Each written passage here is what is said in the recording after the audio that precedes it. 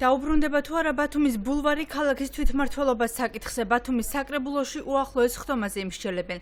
განცხადება დღეს აჭარის ფინანსთა და ეკონომიკის მინისტრმა გააკეთა ბათუმის ზღვისპირა პარკის უკან დაბრუნების საკითხი დღის წესრიგში ნაციონალური მოძრაობის ინიციატივით ბათუმის საკრებულოში რამდენიმე თვის წინ დადგა, რასაც საკრებულოს ყოფილი თავმჯდომარე ირაკლი ჩავლეიშვილი დაეთანხმა, თუმცა დაბრუნების წინააღმდეგი იყო აჭარის ფინანსთა მინისტრი დავით ბალაძე. ნაციონალური მოძრაობის გუნდის წევრების არგუმენტს, რომ ბათუმის ბულვარი მოუვლელია, აჭარის ფინანსთა სამინისტროში კატეგორიულად ეწინააღმდეგებიან.